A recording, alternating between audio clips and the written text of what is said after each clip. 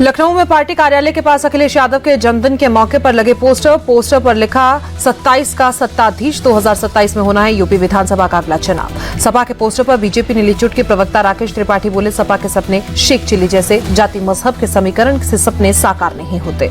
गोरखपुर से बीजेपी सांसद रवि किशन का अखिलेश यादव पर तंज, बोले सरकार में आने के लिए उन्हें अभी और 27 साल करना होगा इंतजार। 2027 में फिर आ रही है डबल इंजन की सरकार। जम्मू कश्मीर के राज्यपाल मनोज सिन्हा ने तय की विधानसभा स्पीकर के चुनाव की तारीख 4 नवंबर को सुबह 10:30 बजे होगा चुनाव।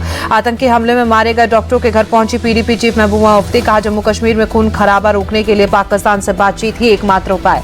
बिहार विधानसभा उपचुनाव में जनसुराज पार्टी ने अपने 2 उम्मीदवार बदले। भोजपुर के तराई से किरण सिंह होगी candidate, lieutenant general SK Singh का मतदाता सूची नाम नहीं होने से टिकट कैंसिल।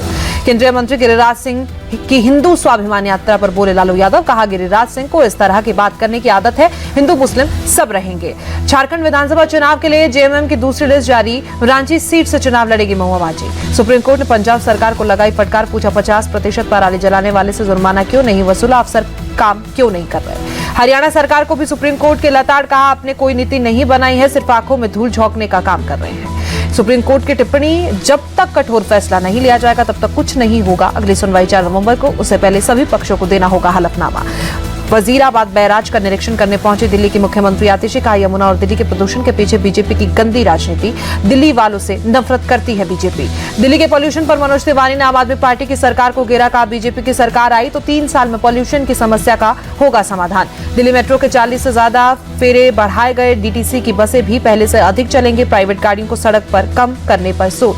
दिल्ली एनसीआर में 2 गुना हुआ पार्किंग चार्ज, बढ़ते प्रदूषण के चलते ग्रैब 2 लागू होने के बाद लिया गया फैसला। यमुना नदी में बढ़ा प्रदूषण का जलस्तर, दिल्ली में कालिंदी को जलाकर में यमुना के स्तर पर दिखा जहरीला झाग। राजस्थान की नीट परीक्षा 2021 को 2 मुख्य अभियुक्तों को पुलिस ने गिरफ्तार किया, 25-25 हजार के इनामी भंवरी और संगीता की 3 साल बाद गिरफ्तारी। भोपाल में एक काले हिरण का शव बरामद, डीएफओ लोकप्रिय भारती ने दी जानकारी, हिरण के शव पर मिले चोट के निशान। बबीता फोगाट ने इशारों में साक्षी मलिक और विनेश फोगाट पर साधा निशाना ट्वीट कर लिखा, दीदी तुमको कुछ नहीं मिला, ऐसे में तुम्हारा दर्द समझा जा सकता है। साक्षी मलिक की आत्मकथा पर आधारित आने के बाद बढ़ा विवाद। किताब में बबीता फोगाट से लेकर विनेश फोगाट और बजरंग पुनिया पर है कई नई बातें।